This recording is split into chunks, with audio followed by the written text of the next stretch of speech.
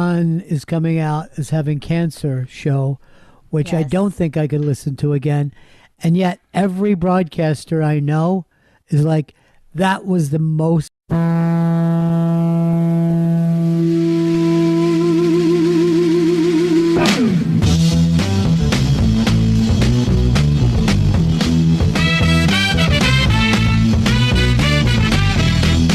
R.I.P. Ronaldo, it's time for the Bennington Show, the only father-daughter radio show in the history of radio. The World Cup's down to the Elite Eight, and I think the NCAA should run it from here. I'm Chris Stanley, a.k.a. WorldCupHipHop.com. It's Ron Bennington, Gail Bennington, the Bennington Show. Well, my mind is going through them changes. I feel just like committing a crime. Every time you see me going somewhere, I know I'm going out of my mind, yeah. Oh, my baby, she left me the other day, and we were having a lot of fun. Oh, she knew I just loved her so, and that's the reason why she had to run. So right, you know what I mean? So right, what I said. Yeah, buddies, it's Tuesday. We're the Bennington Show, the only father-daughter radio show in the history of radio. I'm Gail Bennington. I'm Ron Bennington, and I'm on vacation right now. A short, close vacation. Yes, exactly. It's just barely not a staycation. Yes. It's just one step up above staycation.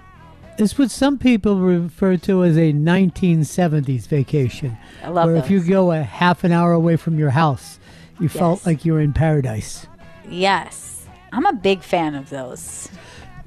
Well, we live close to a lot of beautiful places that are close to the city.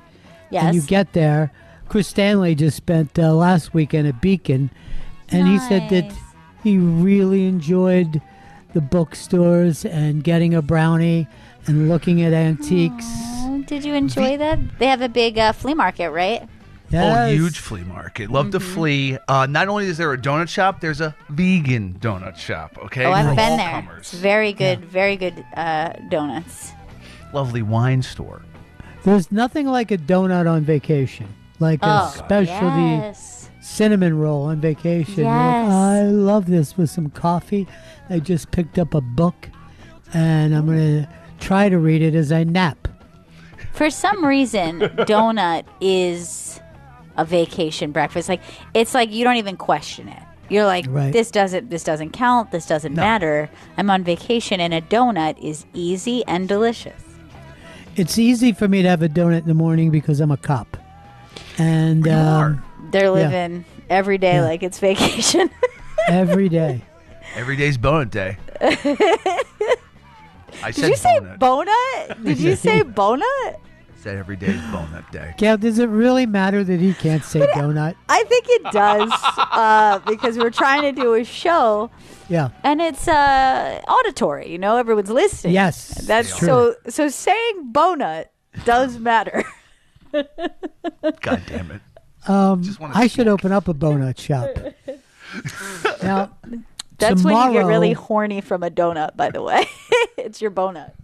Tomorrow I won't be listening to the best of because it's the Ron is coming out as having cancer show, which I don't think I could listen to again. And yet every broadcaster I know is like, that was the most amazing show. I couldn't have done that show. And I go, yeah, it wouldn't make sense for you to do it. You don't have cancer. But I really felt like, for one, I don't felt like I kept it together during that show because it was still new. It was still, I barely just shared this with my family. Right. And my initial idea was, don't scare Gail. Tell her that everything's okay. That was my initial thing, was not to tell family and friends.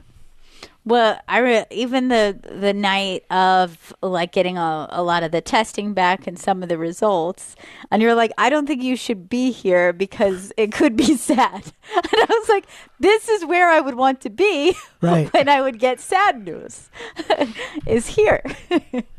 You know, a lot of times when that first happened, I'd see Gail like at midnight, and I go, "Oh, you came back." She goes, "I've been in the other room." And I go, "Why aren't you home with your family?" And she's like, "Because you're in the hospital." It wasn't. There's still a thing to protect people, even when they're adults. You know, and that's why I've only told Earl that I have a head cold. Yes. And that's enough for him to know, you know, that's still scary and big for him in his world, in his small world. Yeah. And so we just always try to present information to Earl and meet him where he is and what he's able to handle. And what he needs. This actually made me sad the other day. So the kids are like, "Where are you going with the suitcase?" And I'm like, "Oh, I have to go back to New York and, you know, go see some stuff at the hospital." And then later, Juju said, "I'm starting to worry about Pop-Pop. Yeah. I don't think he feels well. He keeps going into either a doctor or a hospital." Yeah. And I want to keep her in the dark Sure. for as long as possible. That's how I feel too. But I do, like, I have explained, like, she knows that you'd been going. But I think that was the first time that she's like, we're starting to do a lot of this where he's going. Yes, it's still going on. So like it's like realizing that we're a few months into doctor's visits and hospitals. So. Right. And nothing got fixed. Right. So yes, this is a show. We're playing it tomorrow. I obviously struggled with do I come out with this or do I do that thing where I keep it to myself and then later they're like, he kept it from us. He's so brave and strong. He kept it to himself. I remember when you called me, Ron, when you found out, and you said it's colon cancer, and I said, "Are you serious?" Thinking maybe there was a slim thing in my head, like, "Oh, he's fucking with me. He's fucking around," and then he's gonna say, "No, it's this." And then we had an emotional phone call, and you were like, "Call Gail," and I hung up, and then I called Gail, and then the first thing I said was, "Is he fucking with me?" He did. Are you Gail started serious? crying. And I was like, "Chris, why would you think?" But that's the first thing he said. Like, I'm like, "Chris," I answer, and then he goes, "Is he fucking with me?" I'm like, "What?" I was like, what kind of prankster do you take him as? Like, this is an elaborate punked with the world's worst punchline. I love you both. I was just, I didn't want it to be true. That's the thing. You know what I mean? That was my way to deal. Sure. For that short period of time. It's a bad way to deal, Chris. It's not an adult way to deal. No. Speaking of pranksters, is today the day that Sal Vulcano clip went out, or was that yesterday? That was yesterday, and today. There's a new Sal clip up today. There's a new Sal clip up today on Instagram, Bennington SXM, from the Portcast. Okay, yesterday's was the werewolf one, which makes me It's so laugh. funny. And what's today's? This is Sal getting emotional, telling him how much, him telling you how much he means to you. Sweet Sal. He means to me. Yes. Wouldn't it be I mean to him? Look, I just first said of all, I mean so much to you, Ron. yeah. Here's the thing about that. First of all, it's really lovely when a lot of people, these comics, are so dysfunctional, they don't ever know how to say, "I love you," or "I'm scared," or anything that a human would say. But Sal is not one of those guys. He's Italian, and he will always say that he loves you and he appreciates you. So He's true. such a great fucking person.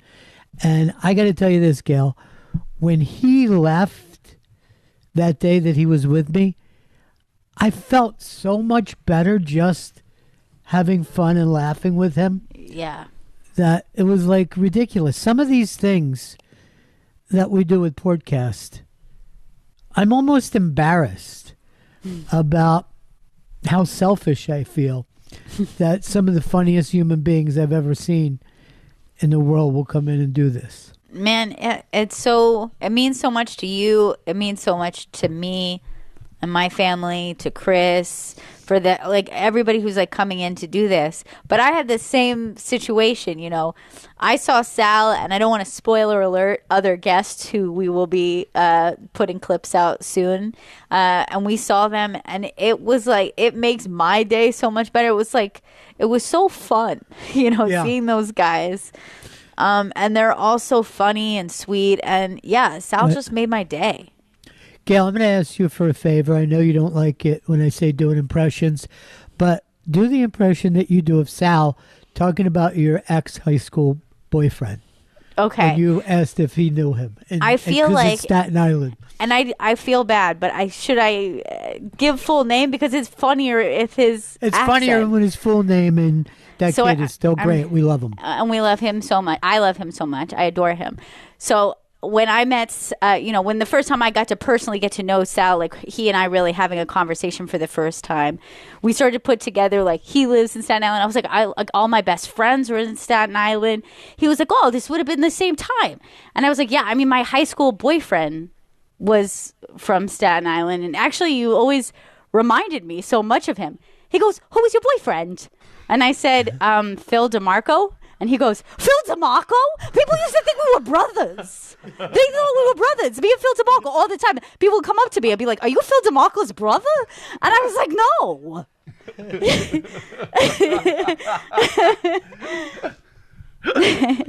He's the best. He's literally the best. I just adore him. Yeah. Everybody does. You know what I mean? Like, there's certain things that you feel like, you know, when you're like, oh, I discovered this in this person, but then everybody did.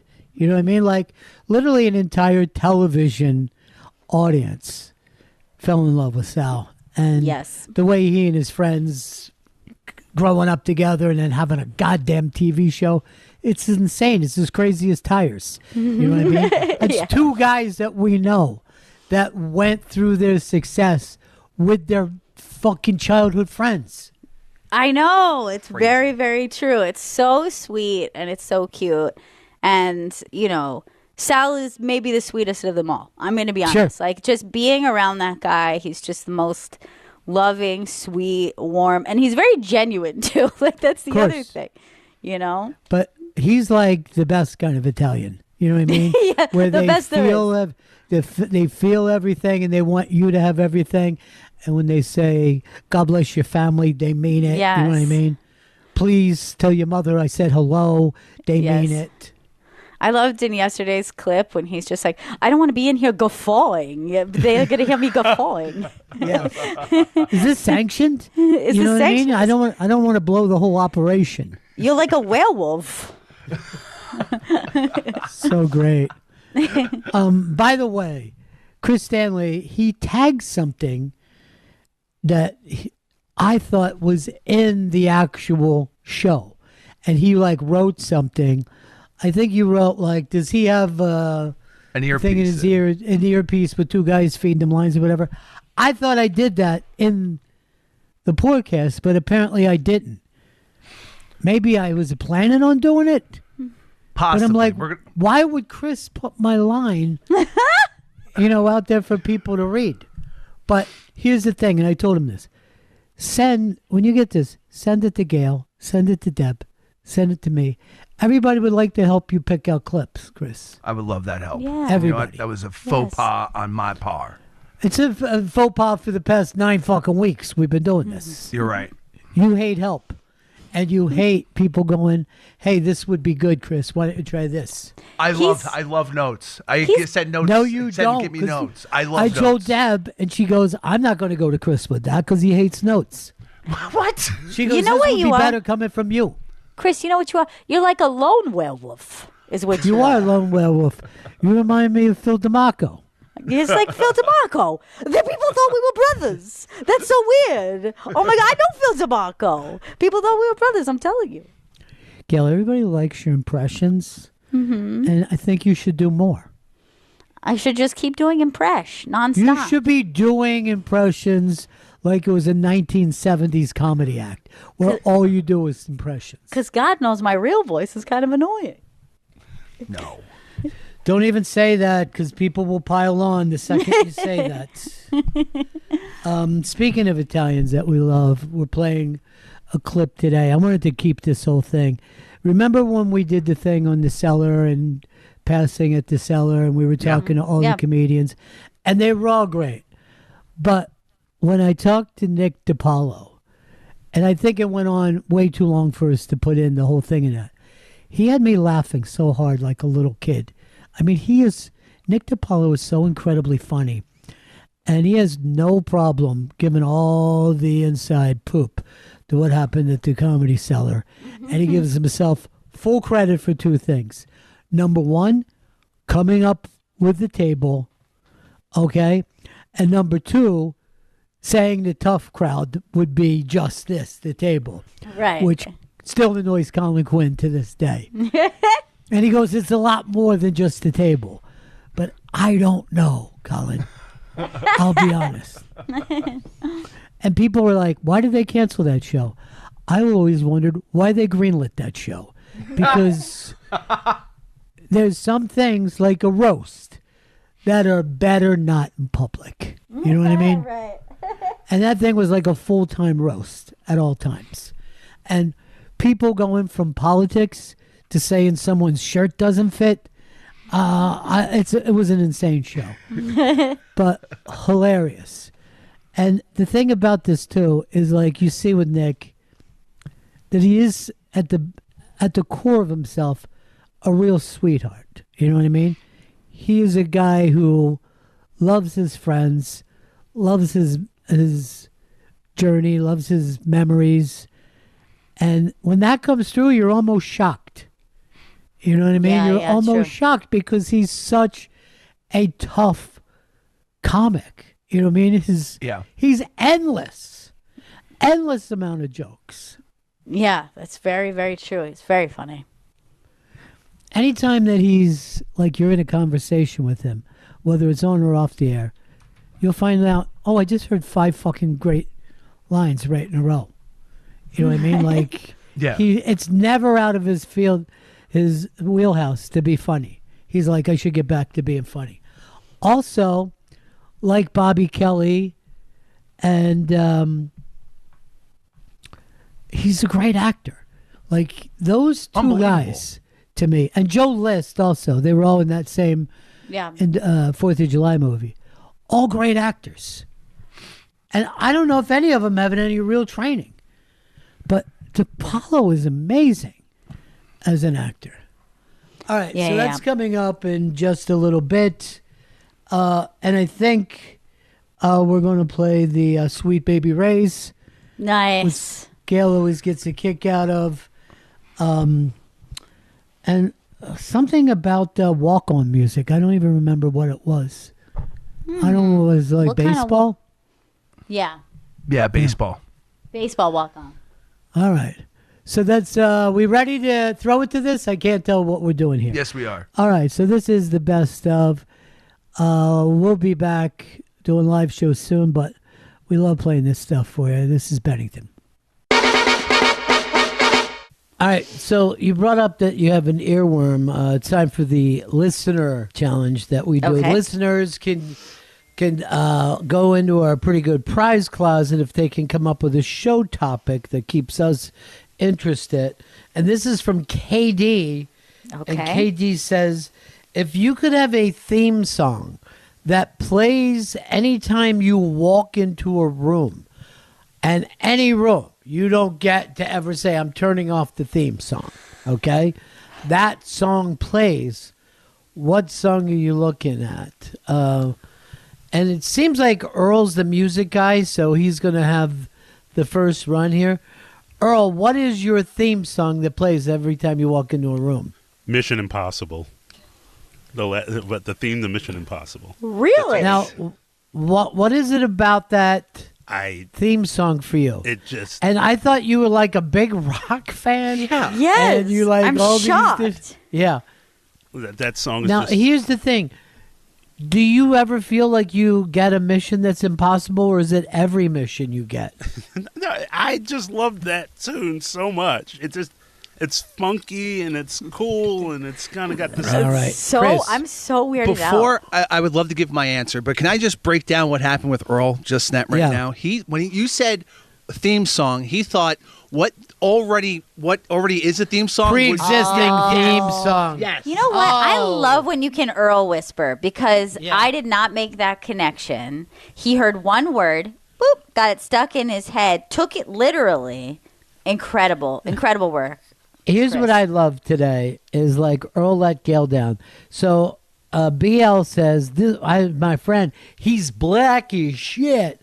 And when he got around to saying, what was it that offended you? Earl said everything but that. Everything but. And Gail was getting frustrated. I was getting And I frustrated. was so giddy knowing that this happens. It was actually such a physical comedy moment that he did. It was like a reaction on a sitcom or something, the way he threw his hands up. And it made me laugh. And here I was giving him credit for it. And then he said the opposite. And everything but what was actually said offended him. Chris Stanley. You want to go? No. Chris, I stepped on Gail. Gail, you wanted to give yours. I'm going to give you mine because I have literally thought about this before and I had somebody actually enact it for me. I had a friend who was a DJ, my friend Brady, who I talked about on this show. And he was DJing this place and I said, yeah, I'll come, I'll support you. But I want a theme song so that when I walk into the place, you're playing this song as I come in. And he said, name any song and I'll play it. I don't even care if it doesn't match what I'm playing that night. And I said, I want it to be Jive Talkin' by the Bee Gees. I feel like that's my theme song. And you know what? He did it. And it was literally scratched a record. So it was a dramatic entrance for me and hit Jive Talkin' by the Bee Gees. And I feel like if you know me, you'll get the vibe. This says everything you need to know. I understand, but what happens when we already know you? And I'm still, you go out and then you come back and it's Jive Talking. Because people are going to like, is she so jive? I'm so Jive Talking is her theme song. I'll talk some Chris jive Stanley, like what about for you? This may be a little on the nose, but Walking on Broken Glass by Annie Lennox. I think people would pop. Why is that on the nose? Because I'm walking into a room, walking on broken glass. It would be literal if you, let's say, walked on broken glass for your job. Like then I would go, that is literal. All right. But it's just not. Let's grab that song, and I just want to kind of picture, here comes Chris Stanley into the room. And I feel like tell me when you're ready with it.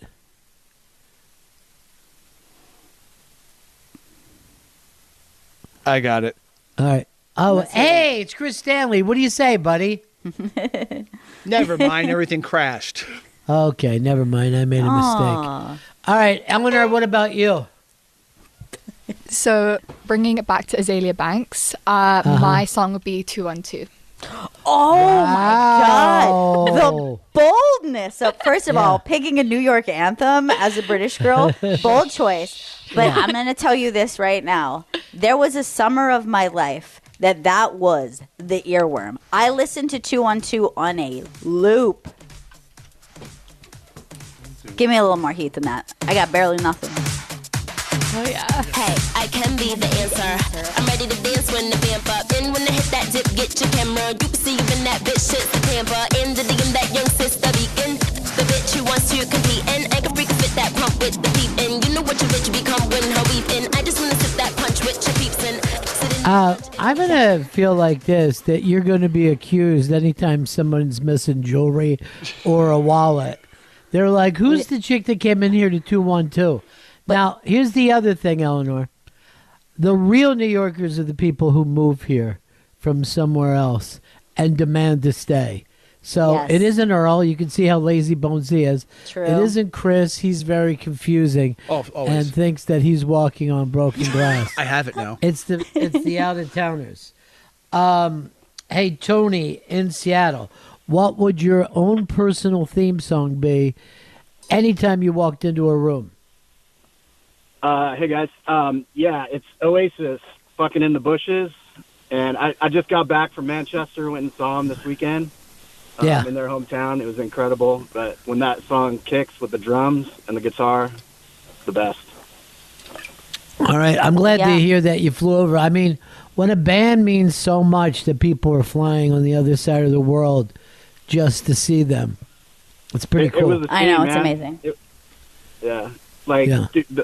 to wake up in the morning in the street, we stayed in downtown Manchester, and you wake up to Englishmen and women singing Wonderwall in the streets all day. It's hilarious. It was a blast. Oh, they're so proud. Yeah, they They're are so proud. They were. All right. It's the Bennington Show, and looking forward to hearing some of those theme songs, but they're just not happening.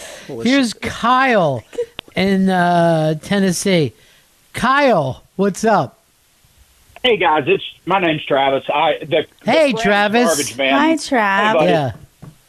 Love you guys. Thank you, Ron. Yeah. I'm 3 years too. You're on a roll today. Oh, I'm glad to hear it. It's all like Yeah, all my fantastic. sober children are coming back to check in yeah, with we are. me. Well, Yeah. There's always tomorrow. Yeah. The Cramps Garbage Man might be the best song ever, but I also greased back my hair and had big sideburns. And then the other one that is a classic for anybody, including yourself, is Charlie Rich Mohair Sam. All right, man. These are good. These are These cool. are strong. I felt very cool about somebody who choose the Cramps as their Oh, theme. I know you love them.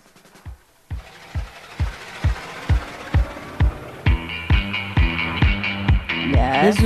This sounds dangerous if a fucking guy's Yeah. coming in.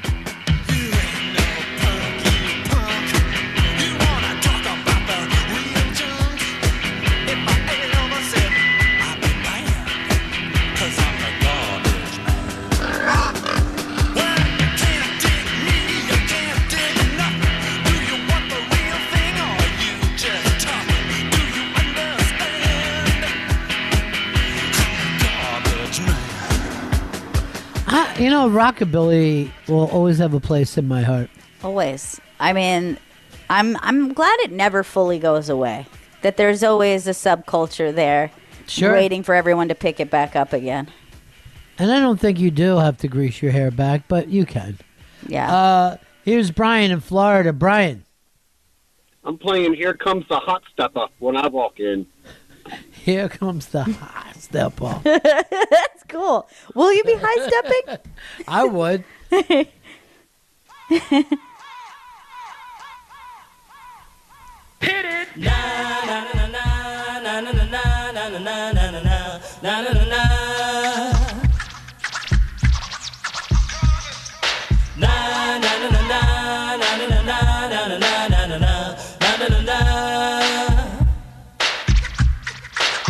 Here come the hot stepper, I'm the lyrical gangster.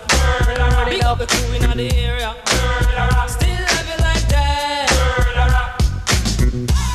No, we don't die. Yes, we multiply. Anyone press will hear the fat lady sing. Act like you know. All right, let's go over here to Steve. Hot Steve stepper, in by the way. Which makes Texas. sense. Yeah, it's hot stepper. Yeah, Ron, I think this is a natural, but Walk by Pantera. All right, so you're walking, and as Chris Stanley says, a little on the nose. Yeah, a little on the nose, but here it comes. RVD's intro music.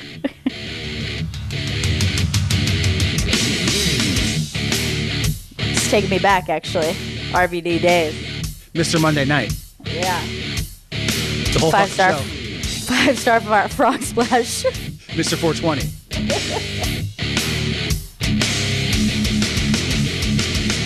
All right, let's go over here to DJ Detroit. What would your coming into every room theme song be? This is an easy one for me. I always thought this would be, if I was a pitcher, this would be my walk-on music, played by the Rolling Stones. All right, let's take a listen.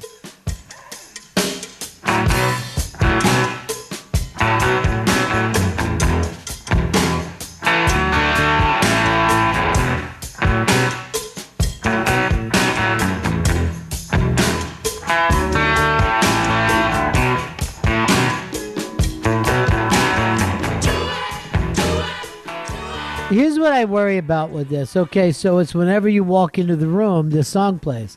But does that even mean like when you go from the living room to the kitchen? Yeah, it You're has going to. into the Yeah. bathroom, All everyone's rooms. turning around. Yes. You're walking into the shitter. Yep.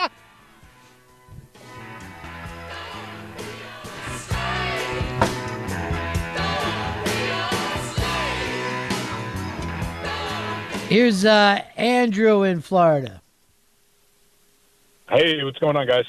Hey, man. I think Chris Stanley would know this song, and I hate even saying something he'd like because, the accusations about him and everything. What? Right. But by the band Fish, Chalk Dust Torture, and not only is it my theme song, but I also, when I was a little kid, that would be, in my mind, like my baseball walk-up song. All right. So, a lot of people have their walk-up songs. Here's Chalk Dust.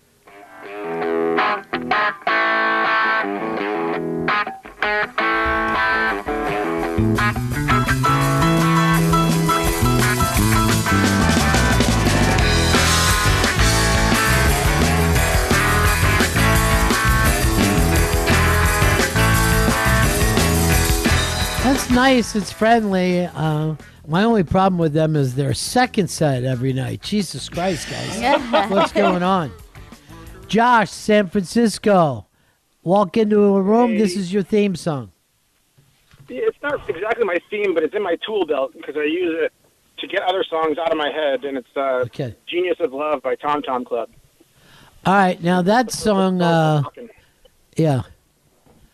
Tom Tom Club is a real favorite of Gail's. Yes.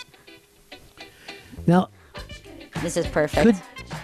Could it get on your nerves, though, after, let's say, a couple years? Hasn't yet. I know that.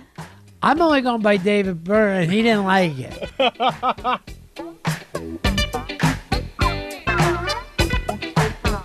you have to walk in dancing with this song and ask. You can't just straight walk in.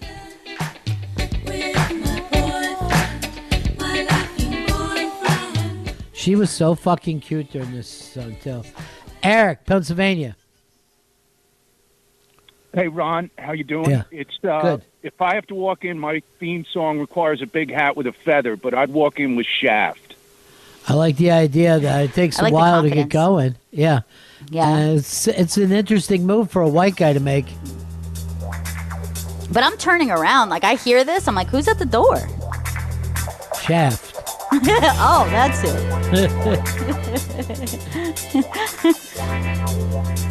And to think, Earl picked Mission Impossible. Weird. Now, Weird choice. Earl, was Chris right that you thought it was TV theme? No, he was not. Bullshit. I think I he mean, was. there would be no other reason. There's Yeah, no. he nailed And it. the amount of, like, if we were to do a thing of best songs of all time and the Mission Impossible theme showed up at number 800, people would think it was nuts. He's an encyclopedia of rock history, and he chose the Mission Impossible theme? It doesn't make sense. He's lying. Doesn't check out. He's lying. Alex in California. Ronnie, I've come into Running with the Devil, Van Halen. I'm wondering if this is Alex Van Halen giving us a call. Trying my to keep it gosh. still out there. Yeah.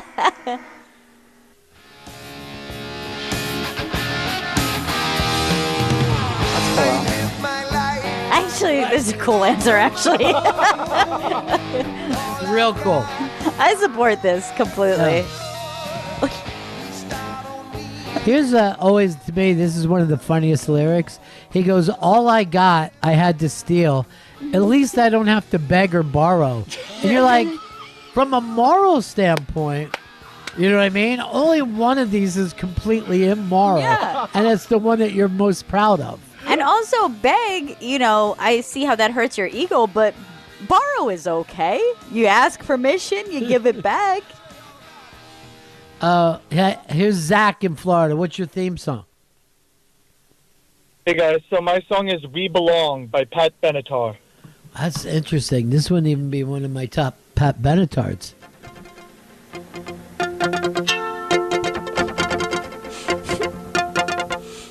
Many times I tried to tell you. Many times I like that he's walking in and he's like the pretty girl at the prom, and I'm like, oh my god, who is that?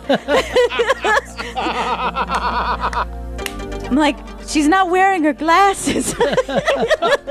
We thought she was a boy. Did she have a makeover? Pat Benatar is touring this year with Bryan Adams for like what I would consider the most 80s tour Oh, hell yeah. of this summer. But the person who's going to that told me was BL. And then she said, our favorite song is Diana by Bryan Adams. And I go, why the fuck would that be, right? She goes, this is me and Lynn's favorite song. And I go, why would that be your favorite song? And she goes, it was playing when Lynn met her husband, Dutch Dalton. And I go, all right, I get it for Lynn. Yeah. But why? Why are you involved? This is sad. His memory at all. Consummate third wheel BL. She's like, you know, I was constantly with Lynn. She took me everywhere. She goes, if BL's not coming, I'm not coming. David, Tennessee, what's your theme song, Walking Into a Room? Hey, Ronnie, it'd have to be Got to Give It Up, Marvin Gaye. Oh, this is an interesting one, yeah. Fun. Because you actually have party noises in this song, so. Like, yeah, because now you're bringing the fun, and I like it. I feel like this gives very much similarity to my jive talking feel. Yeah. You're bringing a party.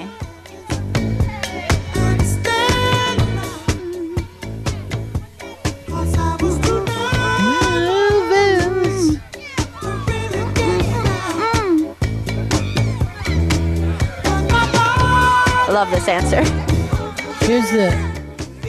This is why this song was always strange to me, right? Marvin Gaye was always this baritone, very confident singing. Yep. And then he sings high and talks about being nervous at a party. And we're like, you get that you're fucking Marvin Gaye, right? We already know you. I don't know who you think you're bullshitting with this.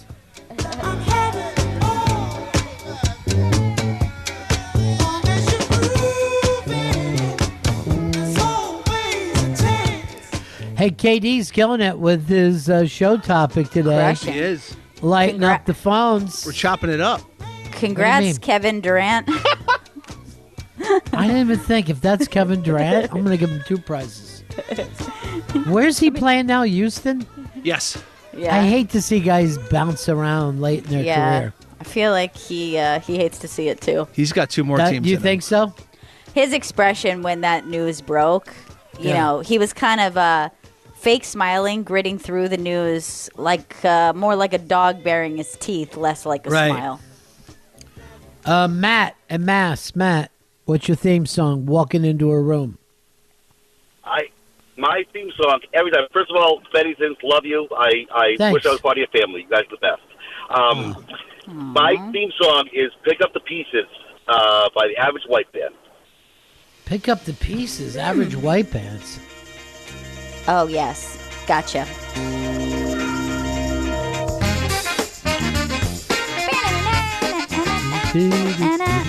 Do they use this in swingers when they're kind of doing the same walk that they do in Reservoir Dogs? I think they use this song and they're walking slow. I could be wrong. We got to check on that. Yes. Swingers trying to do Reservoir Dogs. It's an homage. Correct. It's not a ripoff. Yeah. You are correct. And it is? Yeah. That's fascinating. It just came to me. So you're going to look like a swinger. That's cool. Yeah. Kingston Pete. Kingston Pete. What's up, buddy? Pete. Yeah. Yeah, by the way, Gail, you're 100% correct. That's the exact song for swingers when they're doing the Yes. Yeah, you're 100% Love right. it. Okay, for my walk-on song, I'm keeping it local from Kingston, Ontario, the Glorious Sons, SOS, Sawed-Off Shotgun. Sawed-Off Shotgun, and he is from a little jail town up there. Let's take a listen. This would be perfect. Here. 8 prisons.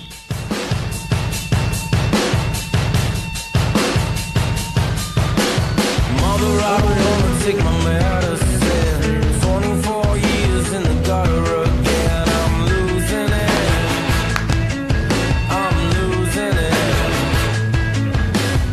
Everybody's acting like they're all alright. I can barely get myself to sleep at night. I'm sick of it. Yeah, I'm sick of it. Yeah, they said the tax man. I lost my job and you got hooked I like that his walk-on song is like gang vocals right away, you know? And also suicidal, which I think is going to set Sure. a mood, you know? Tells you Look all what you it is. Our buddy Larry in Yonkers. Larry. Hi, Larry. Hello, my friends. How are you? Yeah. Good. So for me, it's the Pretenders. I'll Stand By You. Oh, what a sweet first person to do a sweet song. I know. I'm going to trust the hell out of this guy as soon as he walks through the room. Yeah. And I'll be right, because it's Larry. Oh, this song kills me too. Do you want everyone to fall in love with you? Because that's what's going to happen. Come on and come to me now. Do you know this used to be my song with BL? We'd always Oh, end yeah. every night dancing to this song. So sweet. Oh.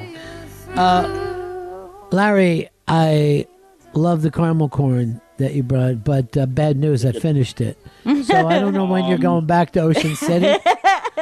Keep it coming. Yeah. Thanks, Next time I'll bring one for Chris. We can see if he finishes one in a show. Oh, yeah, hell he yeah. could. Yeah, but no problem. I have compulsion issues. You think you do? Oh, God, yeah. Bye.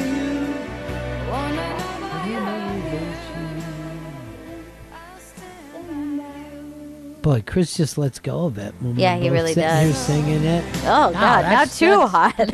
Take it out. Get me! Take it out. Oh, God, Chris. Well, KD crushing it, man. Yeah. Just fucking crushing it. Here's Scott in New Jersey. A little flooded. Hey, town. buddies. Hey. Hey, buddy. Yes, How are you, go ahead. Scott? Hi. Hey, Hi, hey, Scott. Hey, so I'm stuck between two, but Little Green Bag or The Boys Are Back in Town. I'd go with Little Green Bag. I you would know. agree, because Yeah, this is Chris the is original already- that the Swingers inspired. That's a baddie right there coming in. Dude.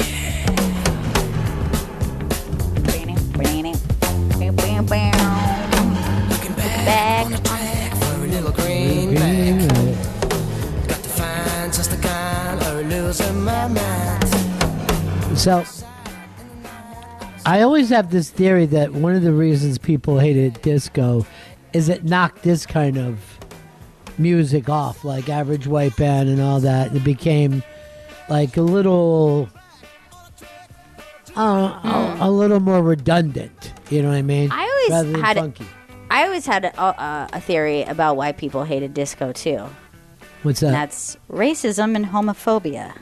Those two, if I had to guess. Well, at least you didn't say patriarchy. Earl, what do you think? Why do you think people hated disco? It was mainly, it was a black and Latin gay creation, and it wasn't something that, it was ours. It was something that was just kind of came out of. You're black, gay, 100%. and Latin. All right. Yes, he's all. So you think the same thing as Gail? So agree with Gail. It's just hard for him to say that, but he Yeah. basically said what I said. But he could have said it shorter by saying, I agree with Gail. And why do you think it's 100% that? Because there's plenty of white artists. One of them happened to come from the Sunshine State, Mr. KC and his Sunshine Band. All right, we went back and forth with it, but it's over now. We're friends.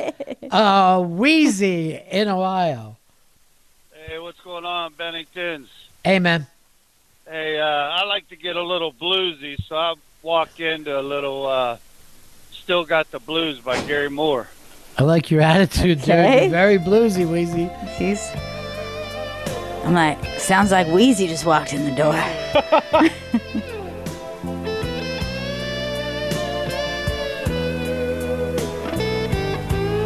Now, can I also just point this out? The blues was black and very gay, and yet people liked it. You know? It was, first of all, it was not as overtly gay. Oh, it was very gay. No. All the old blues guys had sex with each other. No, it was gay. I'm saying as I don't think that it was perceived by straight people as gay the way that disco was. Here's Ron in San Francisco. Hey, Bennington. Chambers Brothers, Funky. All right, now we're back to funk. Mm-hmm. Now we're back to I like funk. it. I like when something's funky. And I'll just also slip in. I was teasing when I said that the blues was gay. I believed you.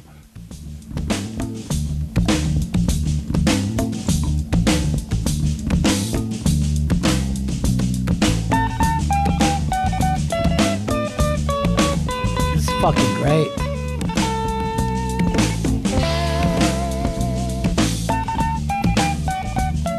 This guy's chilling. You know what I mean? No rush on anything he's doing.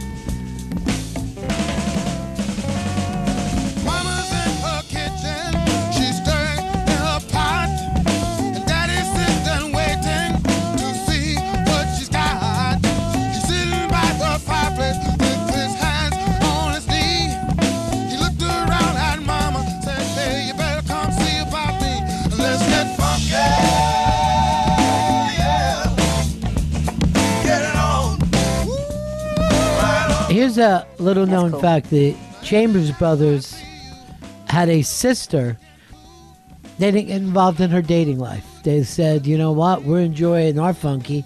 Why can't she enjoy hers? That's nice. Here's Rolanda in California, home of ice. It's Rolando, but you're right. Yeah. My walk-up song will be Disco Inferno. Now, in California, you have to be careful with the burn stuff, though, because, you know, people are worried. Controlled burn. True. Controlled burn.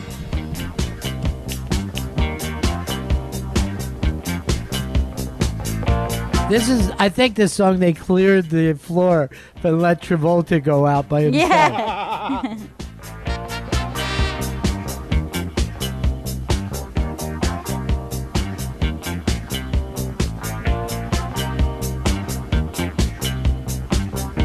Was this also the thing that Ricky Gervais did the stupid dance to? Yes.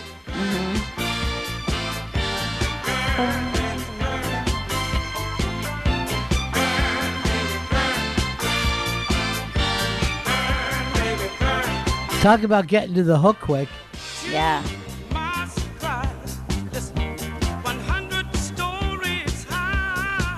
All right. This is exciting because look who we're taking a phone call from. You know, famous people do listen.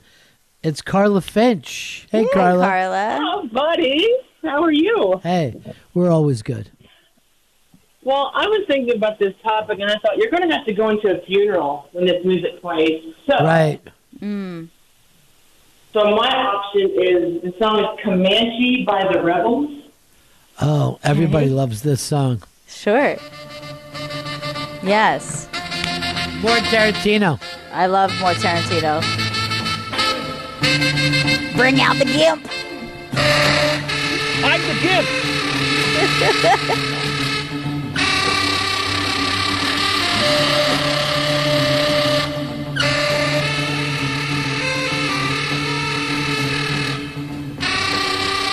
This is, the Gimp is one of the few, maybe only one, sex scene in the history of Tarantino's entire career. Wow. I can't think of a second thing of people. Yeah. I can think of one, and that's in Jackie Brown when he bangs her in the kitchen, right? That happened, right? like on the over the island, like bangs her and comes real quickly. Yeah, I think you're Oh, right. Robert De Niro. I thought you were talking about the 2 stars. Yeah. Then he goes 1 minute later. You're right. Both of them were from behind. Both sex scenes. Yes. Interesting. None of this face-to-face shit. No. He has intimacy issues I think he needs to work with.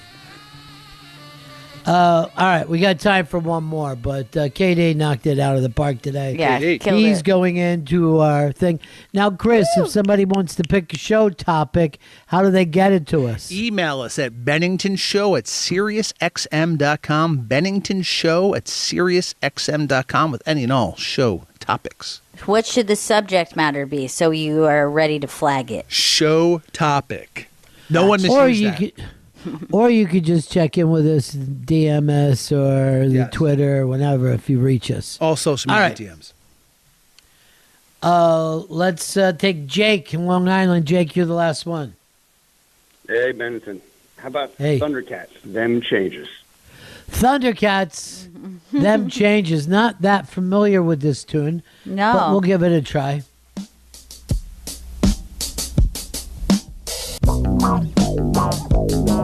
That's good.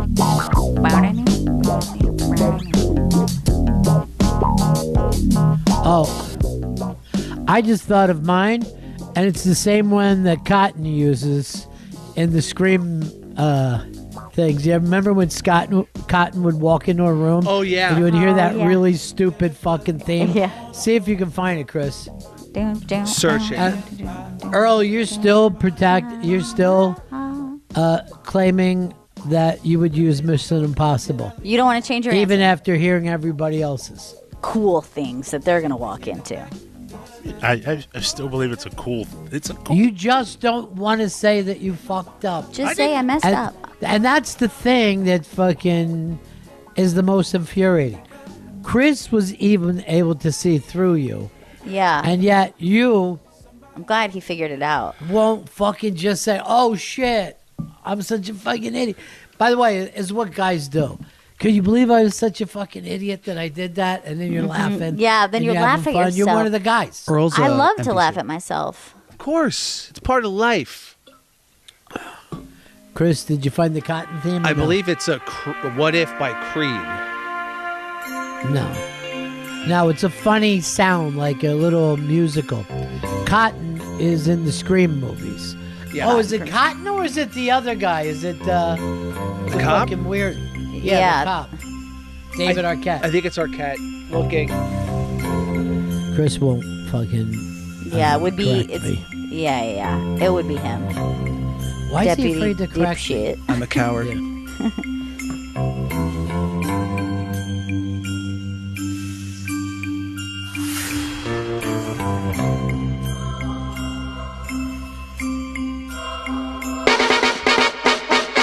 I'm surprised there aren't more 49ers fans. Well, who's big from San Francisco? You know what I mean? Yeah. Like, it's not L.A. where people move there. You're from San Francisco. I'd throw like a Zuckerberg on there. Maybe it's like some tech celebrity.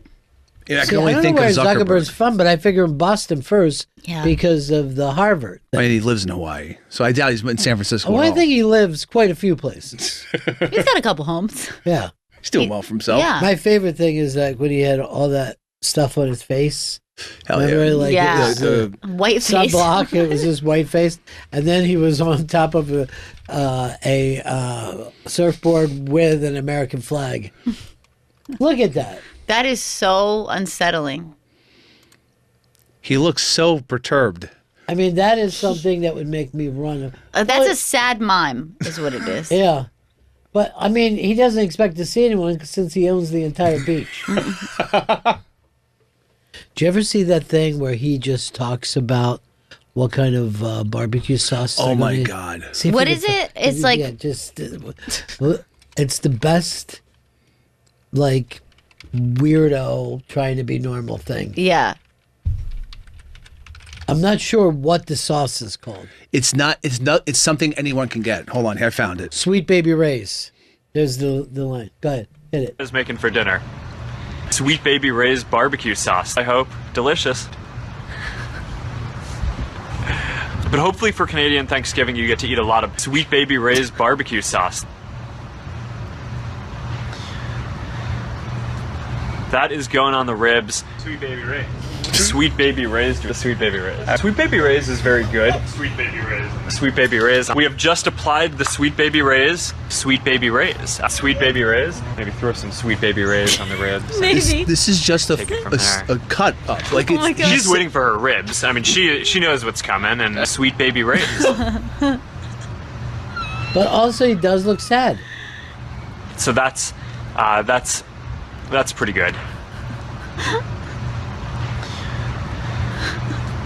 Oh, so awkward. Yeah, no, this is what Facebook Live is for. Just hanging out while you're sitting in your backyard, waiting for your Sweet Baby Ray's barbecue sauce. He loves it. I like that, like, halfway through it, he's just like, maybe put some Sweet Baby Ray's. Like, yeah, we know that's what you want us to do. I mean, maybe. You haven't stopped talking about Sweet Baby Ray's. Who's the guy who played him in the movie? Jesse Eisenberg. All right, he should have won the Oscar. There's no doubt. But then I see Jesse Eisenberg being interviewed, and I'm like, he also seems like he's on the spectrum, and he's also constantly uncomfortable. He is a very, very peculiar dude, but very funny. But he's funny, but different. He's anxious. He's terribly anxious. Very. And he was with the kid from Succession. Yeah. They're doing a movie together. I don't know what his name is, but Kieran Culkin. Yeah, that's it, Kieran Culkin. And he goes to Kieran Culkin something about like, do you get nervous when you get? And Kieran's like, no, acting, no, I don't give a shit about acting. No, you know what I mean? Them on the red carpet together, and he. Like, Culkin, like, turns to him, like, are you nervous? He's like, yes. Like, what do you mean? Like, his anxiety was just so bad. And he was physically shaking. And for Kieran, like, this is just his life. He's been, around this kind of stuff since he was a kid. This doesn't mean anything. He's bored by it. Yeah. Like, a red carpet seems cool until you see it in real life. And then it's nothing. Yeah. Red carpet. Faction Talk 103, it's the Bennington Show!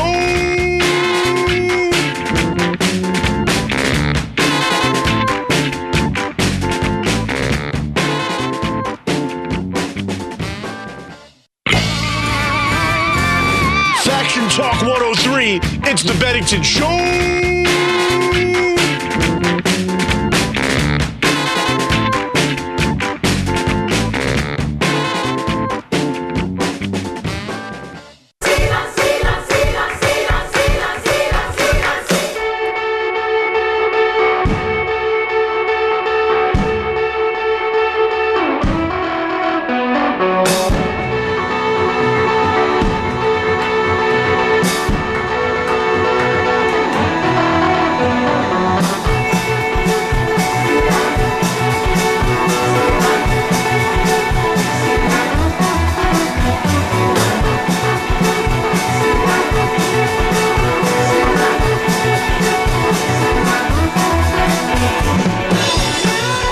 Christina Chang is in studio with us. You know her as Una Hollander on Heated Rivalry, which is streaming now on HBO Max. Christina, there's no other way to start this conversation other than congratulations on just being a part of an absolute phenomenon.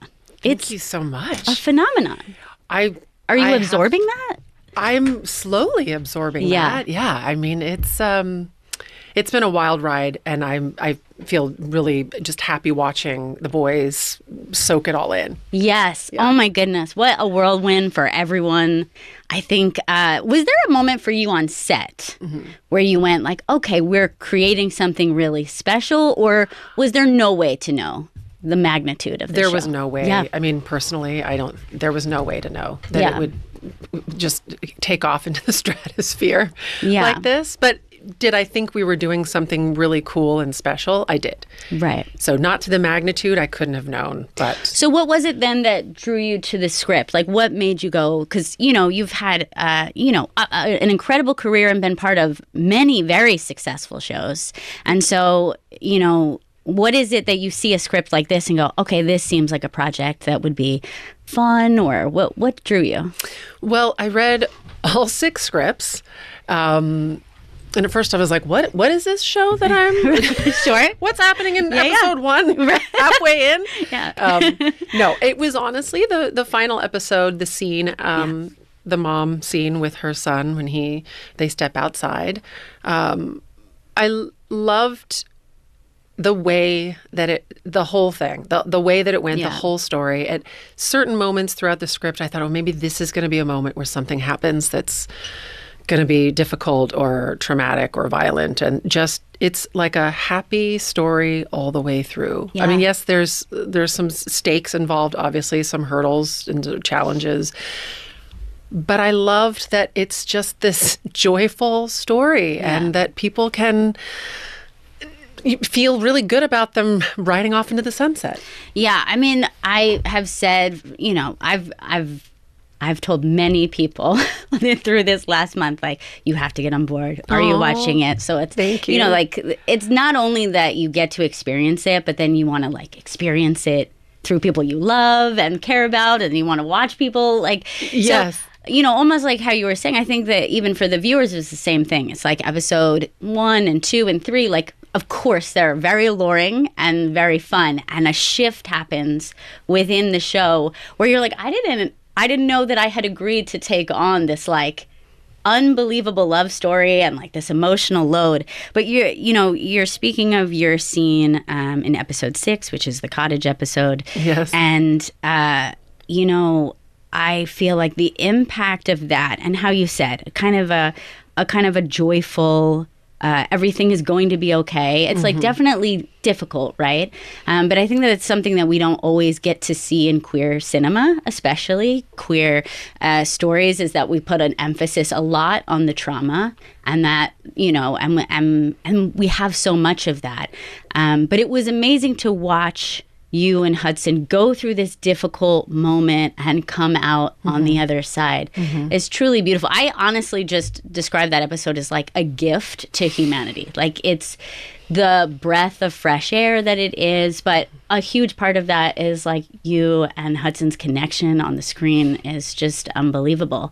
Thank you. I think it's great too, as like for you, it's like to take on this character, because she is like a momager, right? Like, she takes care of the premium brands. She's like, wear your Reebok, you got your Rolex on, but she's not a villain in any way, shape, or form. And I think it would be very easy to have the momager character be so difficult or so cruel, but it's like a very loving relationship.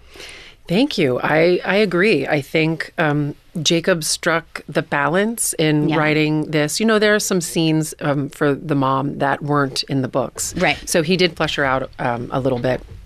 And I appreciated the way he did that, because it was important for him to have the parents' presence on sort of all the way around. Yeah. Because we do start with them as teenagers. And obviously with hockey, I mean, that starts at a very young age. And the parents are a very strong presence in their lives. And I do know hockey moms, and they are loyal advocates of their kids. And it's like a job being a hockey mom. Yeah. So shout out to them. And I think Jacob did a really great job finding the balance between loving mom, but also really interested in giving your child these opportunities that I think any parent would take advantage of, or not taking advantage of the children, but I mean advantage of the opportunities that come your child's way when they are having so much success. And I think too, it's like, if you come from the perspective of being a parent, I'm a mom, so you could see that you can make all these choices and you never know which are going to be the right ones. You can only do it with like the best of intentions. That's right. And so I think that was really the amazing thing. It's not, this scene is obviously not, this moment in Yuna's life is not easy, but she's going to come up with a plan. She's going to figure it out. And she also is like very in touch with the fact that like she's just looking at her son, who she loves and she wants to take care of. And it's like really beautiful. What did you draw from to like find that? Did you from your own maternal experience or? Probably. I mean, there is that lived experience where some things kind of come naturally. I'm going to have to give some flowers to Jacob. It's when your framework or the structure of the piece is so solid, it doesn't require a whole lot of, I mean, I'm not saying we didn't work on it, but, you know, it just comes a lot easier to be able to find the character. And also working with the people that I worked with. They also made that a really lovely experience and as easy as it could be. Yeah, there's so many ways that I feel like this show is successful, and obviously, you know, the casting and every single person feels so very right for their role. Although, you know, now in the wake of being able to see all of you guys do press, it's like this incredible thing to see how different everybody truly is from their character. So I think that that's like, it's like a two-part, you know, what makes the whole thing so alluring. Yeah. But, you know, talking about Jacob Tierney and just kind of like the impact that like the creative, you know, spin that he put on this entire story. We spoke about episode 6, but I would say that in the 5th episode, there is a moment that was maybe one of the most exciting TV experiences I've ever had in my life, and you are a part of that experience, and you're there for that moment. What did that feel like on set? Are we talking about the same, what moment? Let's be clear. Okay, so let's be clear. We're talking about Hunter's big moment on the ice, and you're sitting home with your son who's like nursing an injury and still very much holding a secret in his heart. And the way Jacob has shot this moment, every single person, it's so beautiful. It is chef's kiss. And so he built, I mean, he is such a visionary. He's so wonderful to work with. He is collaborative and he works fast, but he's very decisive. He knows exactly what he wants, but he's also a wonderful, funny, warm human being. And knew exactly what he wanted with that. He built so much.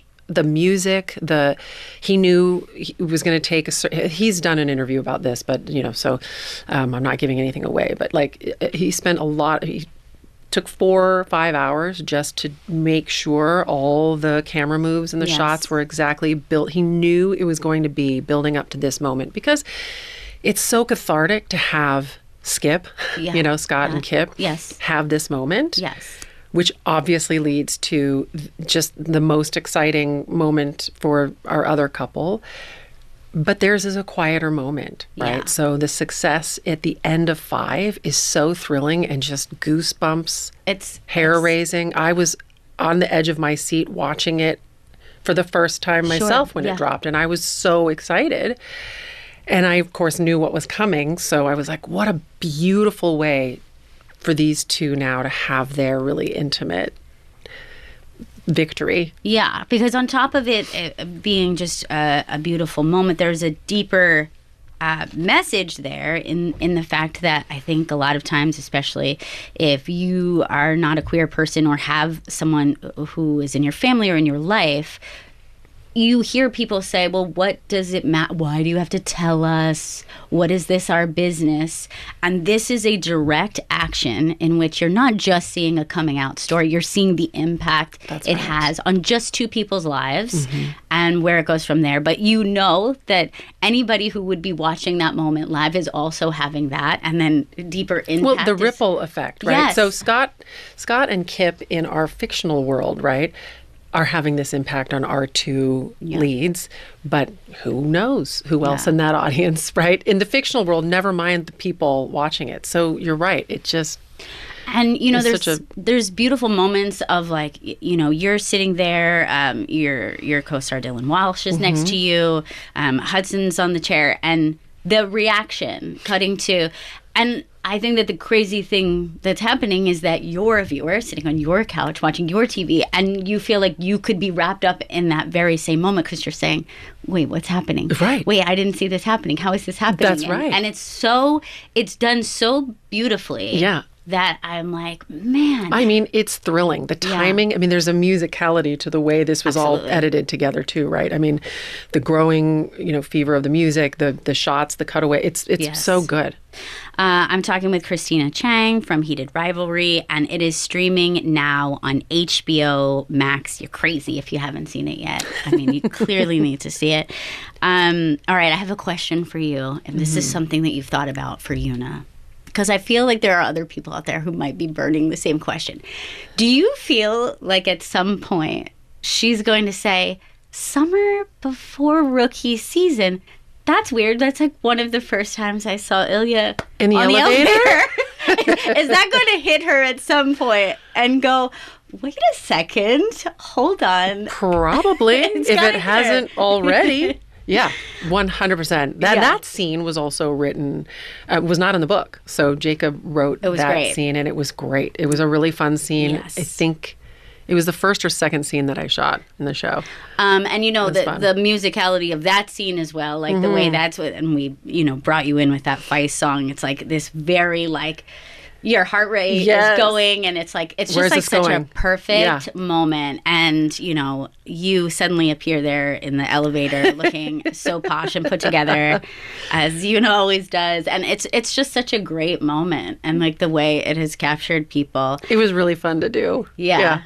And I think also, I said it's kind of like this two-part obsession. People love the show. They're so drawn by like this like really brilliant love story.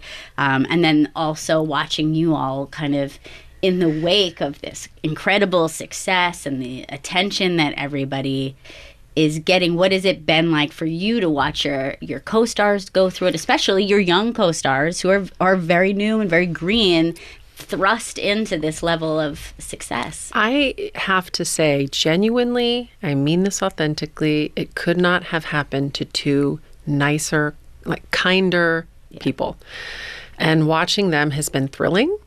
And I'm also sort of momming them. I'm sure. I'm kind of like, are you guys sleeping? When are you gonna be back? Yeah. When can I invite you over for a meal? And I mean all those things. It's been thrilling to watch, and they've been catapulted into a totally different realm. And I think they're handling it beautifully, but it's surreal. Yeah. And how about for you? Because you have had this, you've had this really amazing career, and to have this success at this point, like, what is it feeling like for you? It's exciting for me too. Yeah. I'm loving it. I love how well it's doing, and I'm really thankful to the fans. Gosh, this fan base for the books and also for the show. That's true. It's also like a kind of a two-part situation, and now they're feeding into each other. Yes. Obviously, the people who read the book obviously showed up first and foremost for so excited to watch this Canadian TV show. Loyal, supportive, and like, how are we going to be able to watch this outside of Canada? The ones that were right, exactly, non-Canadians, and so I think this call was heard by HBO Max, thank God. Yes. And so they worked together with Crave, and here we are. I mean, now the rest of the world has gotten to see it. It's great. And then I also think about like the impact for Rachel Reed, who had a very successful, novel. This series was incredibly successful and had this amazing fan base. And now TV viewers who would have never are buying her books. That's right. So it's just kind of amazing for everyone involved, the way it's touching their career and truly it's like massive impact. It's this weird confluence of like just the timing of the drop, it's inexplicable. One of my favorite things of like watching some of the interview with the press that I've seen Hudson and Connor do is that they speak so highly of you. Oh, really? And just adore you so much. My favorite thing that I've heard both of them say separately even is that you're the funniest one on the group chat. And I'm like, what can I say? That's my goal always, to be the funniest one on the group chat. Was I I don't know, maybe. I mean, we had a lot of fun together. No, I mean, we have a lot of fun together, and we're funny together. So that was really nice of them to say. What about that aspect? Like, how quickly do you and Shane build a relationship, or for you and Hudson to build a relationship as Una and Shane? Like, when did you know, like, okay, this is really working? You felt it quickly. Yes. I mean, I didn't come to the set until probably a couple weeks into filming. So they all had a rhythm, and I came in and it was pretty seamless. And just hanging out with him just on set the first day and then outside of set, and just, it was easy. It was pretty seamless. I'm telling you, it was like a really easy show. Yeah, I mean, when I hear people talking about their experiences working on the show, I also think about the fact that all of you signed on to be, while you knew that it was a successful book series, a Canadian show, that you weren't sure what would happen with it. And so that's right. there might have also been like a lack of pressure, like almost just an ability to have fun with it. Yeah, there was the only like pressure I felt was when Rachel came to set, and I say that with air quotes because she applied zero pressure to me. Right. But you know, you get a little bit nervous when the creator, the OG, is there, and I'm like, I'm probably wrong for this. She probably she didn't have me in mind when she wrote that. You know, you have all these thoughts, and she was gracious, and so that was the only time where I was a little bit like, oops, pressure. But outside of that, it was a lovely working experience. And I would say that regardless, right? Regardless of... How are you guys all feeling about season 2? I mean, the world is thrilled that there's a season 2. I'm thrilled. Yeah. I'm totally thrilled. And I can't say much about it because I don't know anything about it. Yeah. It just like it hasn't been written or is in the process, and I know nothing about it. I mean, obviously, it's based somewhat on the books. Yeah. Can't wander too far. That book? I've not. I've not read the next one, and I'm on the fence, actually. Same. I feel the same way just because of where we've left off the story, which was like we described. It's a very beautiful moment in which you kind of walk away and go, I don't want anything ever bad to happen again to anyone. And hopefully it doesn't. Hopefully everybody lives forever and nobody breaks up. Right, exactly. I mean, look. And we keep winning hockey games. And we go to Wimbledon and we get the Rolex. Exactly. The Rolex. And the Reeboks, Speedo. Everything is going. Those calls went through. They're like, yes, we want him on the float for the gay pride parade. Totally. Yeah, is there something for you that you are excited to explore? Because I know that obviously this now means that obviously they're out, but that you're in both of their lives now. And so this is going to open up something really new for your character. So do you feel like excitement about getting to explore that and see where that goes? Yeah. I am excited. And I am happy to, I'm making this up, by the way. Don't quote me here. But I'm hoping that this means I get to work with more cast members. Right, of course, yeah. And it kind of expands Yuna's world a little bit. Whether that happens or not, I don't know. But I do think I'm going to get to spend more time with Connor, the Ilya character. Exactly, yeah. And I love him to pieces. So I'm excited for season 2 because of the reunion of that course, it's going to be on set. Thank you so much, Christina, for coming in, talking heated rivalry with me. But you know what? It's on top of it being a beautiful show and everyone's just so thrilled for everyone's success. It feels like there was this time in the world that maybe it was like medicine for all of us. Do you get that impact as well, like from friends or family or people you've spoken to, that it's like the time that we need this story most? Yes, I would say we all could use a dose of joy. And at the end of the day, while the steamy scenes are the hook, I think you stay for the love. I think love is love is love. And there's romance, of course, but there's familial love. There's strong best friends. So there's that love. And I think that's our riding off into the sunset is that we're all drawn to that. Christina, thank you so much. Congratulations again. Thank you so much. Oh my gosh, that was so lovely.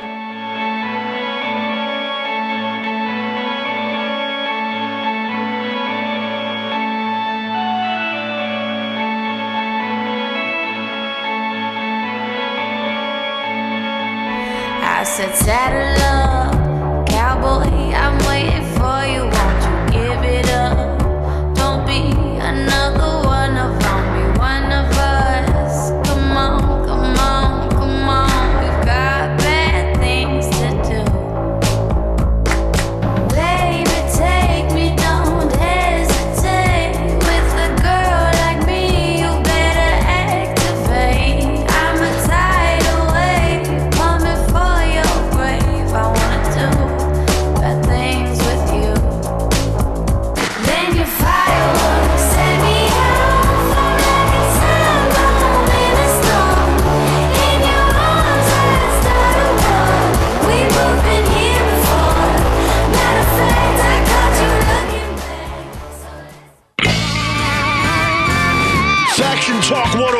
1003, it's the Bennington Show.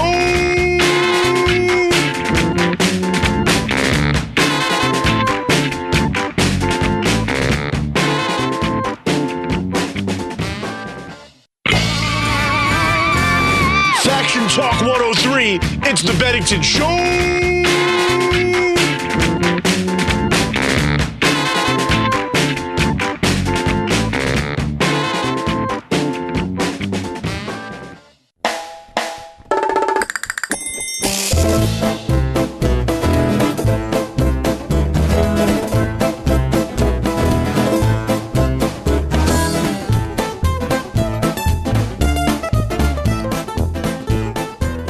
What year was it when you got passed at the cellar?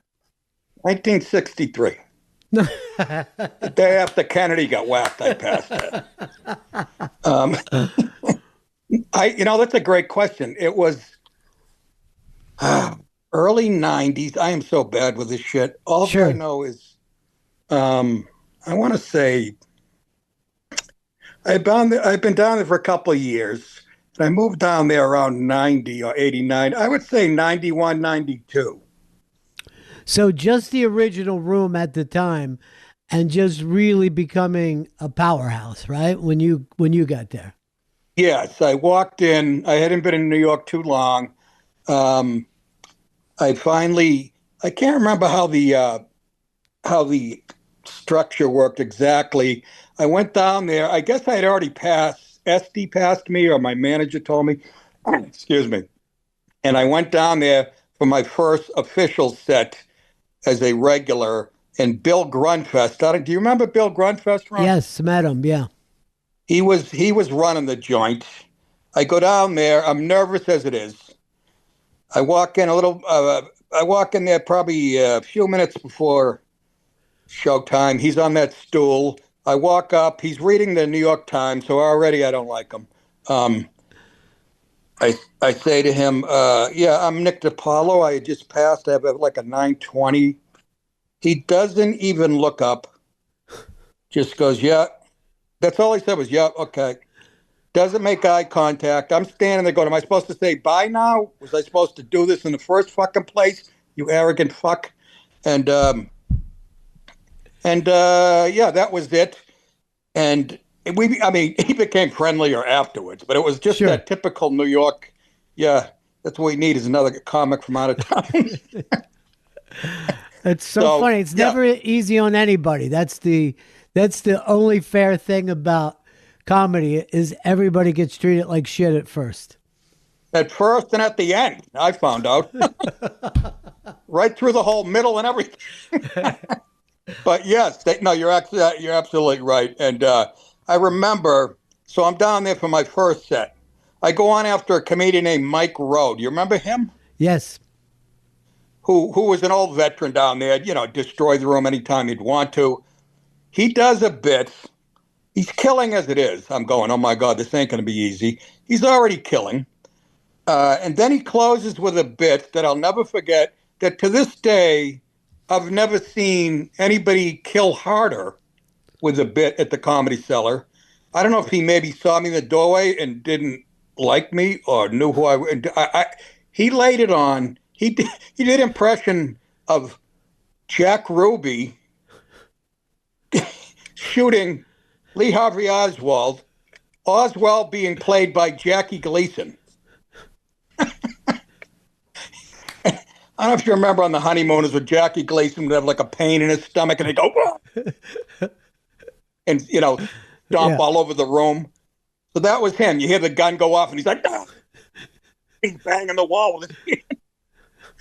And I mean, the rafters are shaking. And he keeps doing it and laying on the gas. And then, of course, the host goes up and goes, hey, here's the guy's first time here, Nick DiPaolo. And boy, did I eat a shit burger. Now, you, of course, hung in, and your time at the Cellar as a young comic is when the table probably was at its most legendary.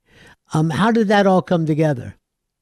Well, I have to take credit, and you're asking the right guy, because I'm the one who came up with the idea of the table. And I still remember it. I was living in L.A. and I was coming back to New York. I can't remember if I was moving back that night or I was just in town to do something with Chris Rock. But I came to the Comedy Cellar, and I still look back on it going, can you imagine I had that much of the eye of the tiger where I'd fly from L.A. to New York and come right from the airport, my bags in my hands, to do a set at the Comedy Cellar? You could tell me there's $10 million waiting there today, I wouldn't fly up. I put my bags down. I go in, and by this time I'd already been hanging out there a little bit, so I knew Manny very well. And I'm standing 5 deep at the bar upstairs, and I go to Manny. I go, Manny, can't we reserve a table somewhere for the comics, or do you have another room we don't know about? And I said, see the one back in the corner there? Can't you make that for the comedians?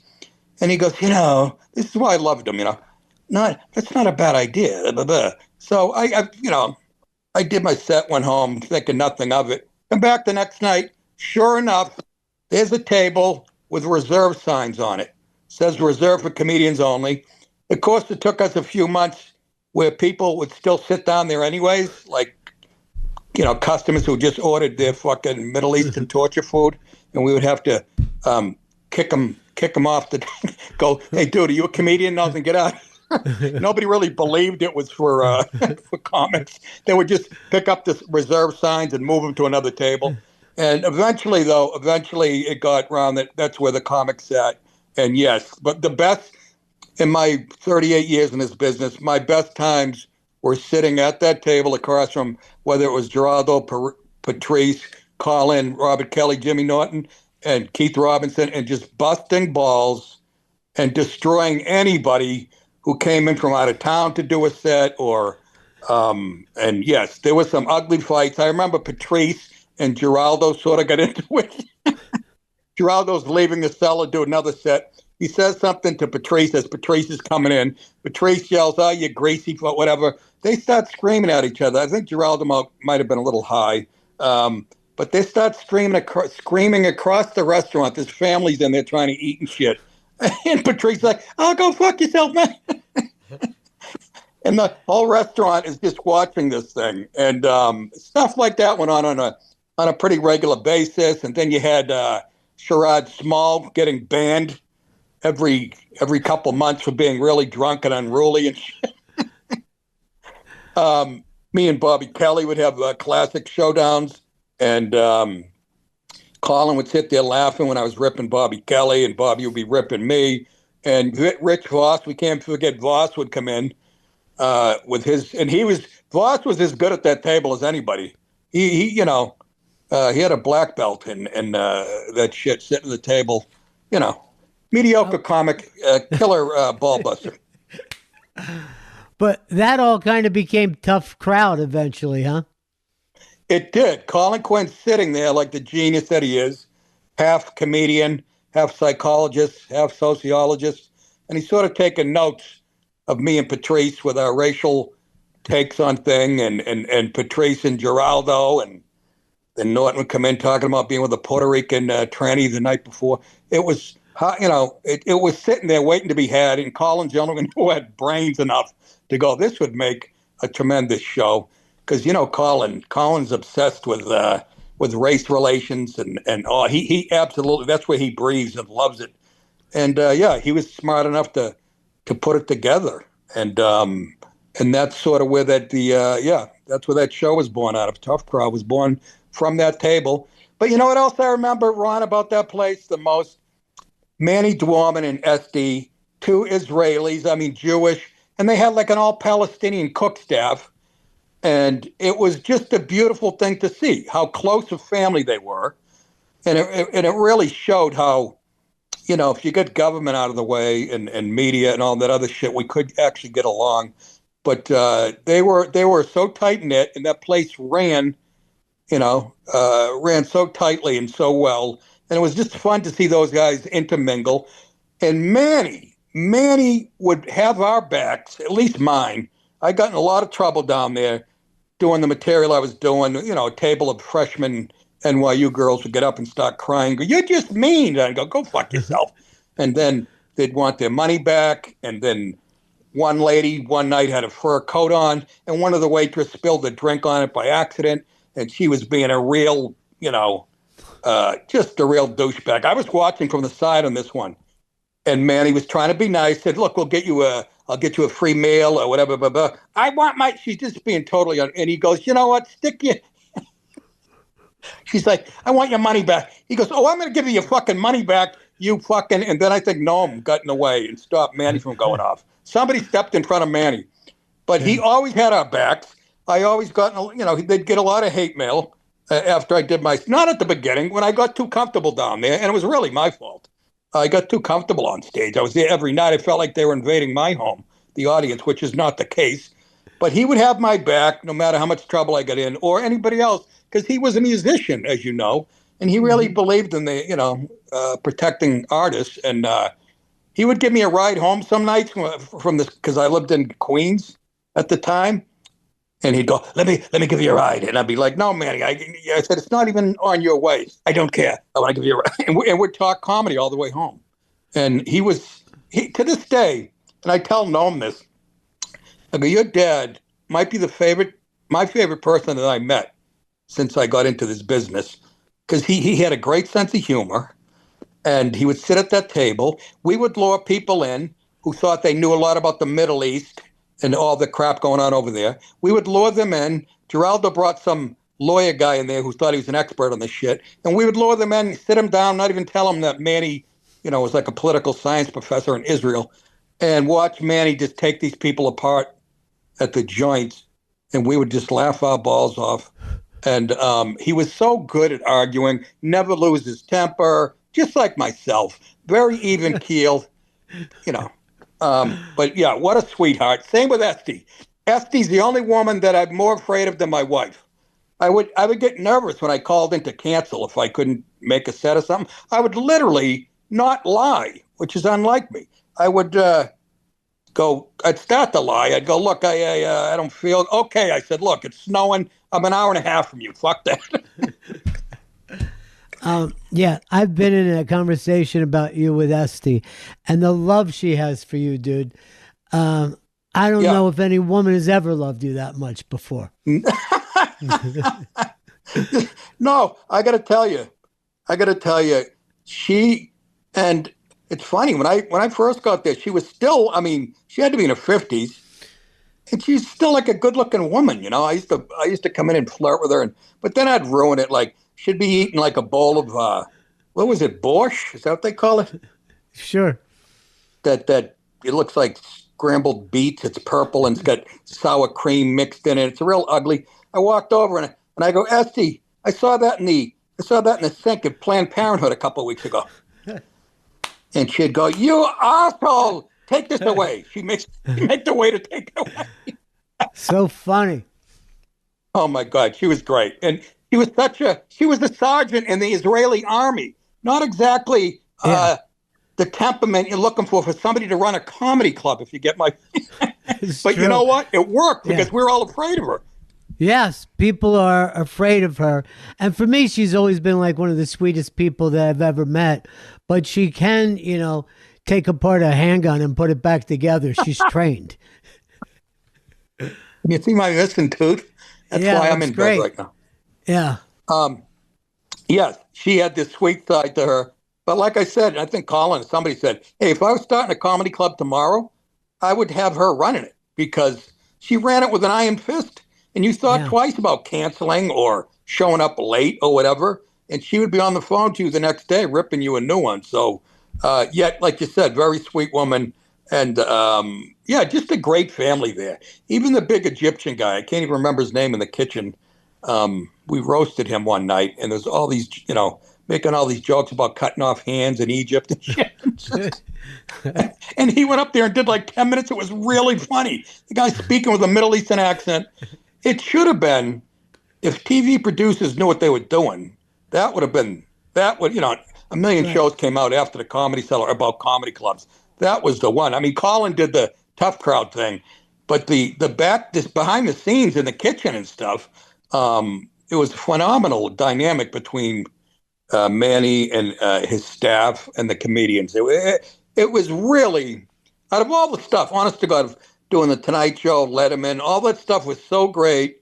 And but the memories I have are at that Comedy Cellar, whether it was shooting an episode of Louie or being in the men's room and having Modi try to stare at me while I'm peeing. All those great memories.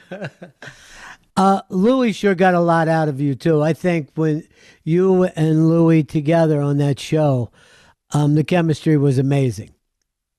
Louis C.K. to this day, honest to God, I've always been blown away by athletes' talents, superstar. I have never met anybody as talented in his field, let's say, as Louis. We started in Boston. He started a couple of years before me. He was like literally 17 or 18. I started when I was 25. So that's when I met him. He had a black sports jacket on, black T-shirt under that. Wasn't very animated on stage.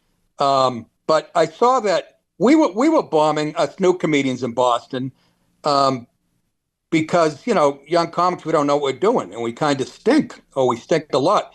He was not getting laughs sometimes, but I said, why is he's not getting laughs, but not for the same reason as we are. He's not getting laughs because he's already going over their head.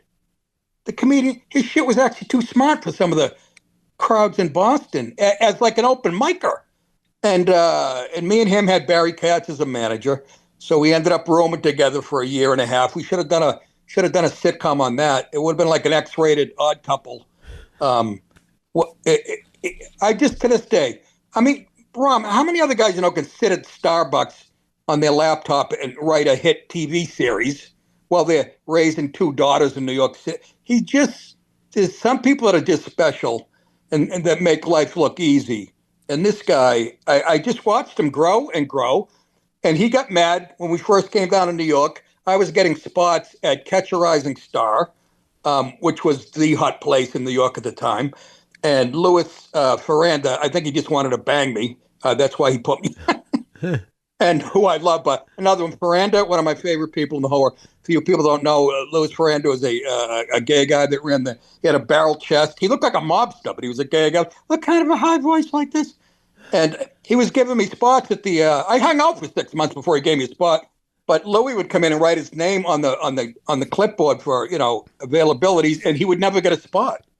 So one night I go in to sign in on the clipboard, and I see in big red magic marker letters, "Fuck you, Louis." And it was signed Louis C.K. That's so great. This is so before funny. he even got a spot. Then I go, "Oh, I love this guy." And we ended up living together. He bought a motorcycle. He hit the side of a bus when he was on his motorcycle. He left 2 cars on the side of highways when I was with him because he never had a license. This is Louis C.K. I'm talking about. A true original. And then to find out he's got an IQ of about 211, and we would have great conversations about politics because he was from Newton, Mass, and kind of liberal, but he was never an asshole about it. He was like an old school classic lib, and we would have these great conversations and would never get excited with each other. And then at the end, he'd go fuck yourself, a greasy guinea. And if you remember, the first episode of Louis' show was me and him getting in a physical confrontation over politics. But it would never happen in real life. I just love that guy. And to see what he's done now, I mean, he had the career that I wanted to have. And you know what? If anybody else had it, I'd be jealous or bitter about it. Not that guy. I go, this guy deserves more attention than he's getting. That's how, in such high regard, I hold Louis' talent. I mean, he does a world tour. I don't want to go from here to Pennsylvania. This guy's he texted me from an airport in Bangkok like 2 weeks ago. And, he was in Milan in Italy doing shows during the Olympics. And I go, I said, you in the same business as me? Or, so he is something. And then he writes that book. Did you read his book, Ron? Yeah, I read it. I thought it was unbelievable. And I did an hour with him talking about it. And I don't think he understands that it's like a totally different world from everything that he's done. And he just goes in and crushes it. Nobody even knew that he was doing it. Absolutely. I've read that thing in 2 days. And I knew. I couldn't wait when he announced that he had written a novel. Because I know the guy's imagination as good as anybody. And I go, I cannot wait. And I said to my wife, I guarantee it's going to be a bestseller. I freaking guarantee it. Even if he was a nobody and wrote it, I go, he bragged about he said he took acid over 100 times in high school. And I said, I would do, if I could do it over again, I would too. If that, I mean, talk about opening your third eye. This guy sees the world in a whole, that book was so good. And I can't wait for the next one. We don't talk as often as I would like to. That's just because the guy never sits down, you know. But I absolutely, out of all the people I've met, and Barry Katz told me, Barry Katz was our manager in Boston when we first started. He goes, Nick, you have no idea how smart this kid is. And I'm like, oh, come on, Barry. And then I watch him go from getting, he basically started the Conan O'Brien show for Conan. Goes over to Chris Rock, makes that an Emmy award-winning show as a head writer. Just a freak of nature. And it's funny. I always go, hey, I'm the funniest guy in the room. I don't give a shit. Then I always want to say, you might be a better comic, but I'm funnier than you. But I can't even say that with Louis. His stand-up, his goddamn stand-up, I hear it on the car, and it's like a Rolling Stone song comes on. I turn it up, and it's so funny because he always called me mean on stage. But then you listen to his comedy and some of the shit and how he makes fun of little towns. And, he's got a slight elitism in him when it comes to that shit. Making fun of rural people and stuff. But he has one bit.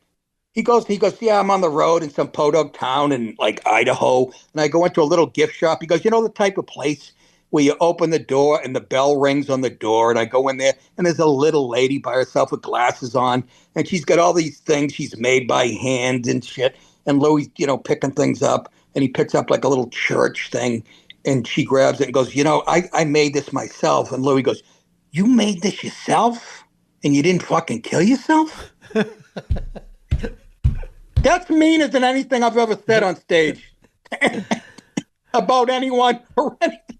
He had this way, and you didn't kill yourself? Oh, my God. I almost shit myself laughing driving my car. Out of his 19 specials, that line to me just – and his comedy's very smart, but then he'll get all filthy for no reason at all and just drop in the cunt word or the whatever just to be and just to be crazy. But he does it in context, so it's funny. Shit. Oh, I love that guy. He has no idea how much I friggin' love him, man. And I already told my wife, hey, when I go, I want him, if he's still alive, to give the eulogy. Him or Colin Quinn. But Louis, because I've known Louis and he's a Boston guy, Yeah, sure. We'll let him split it. Nick, I don't know how much of this we could put in the documentary, but I'm going to take all of it and just play it on my show because you're fucking hilarious. Your mind is so fucking sharp. All right, buddy. I got to say one thing before I go. You gave me some advice, and if you remember, I chased you down after doing your show one night. And a lot of people had given me a ton of advice, people close to me, and I took all that to heart. But you put it in perspective by what I'm not going to say what you said, but you painted a picture of me being older and whatever. But it sent chills up my spine, and it really made me do the right thing. So that I'll always be grateful for. And that's why I wanted to do this. And because I haven't seen you in a long time. And hang in there. I know you're still working with your daughter, right? Which is great. I mean, how great is that? So I love you to death, man. I love you too, buddy. And I hope to see you again. You will. Trust me. I'll see you in hell. All right. See you there.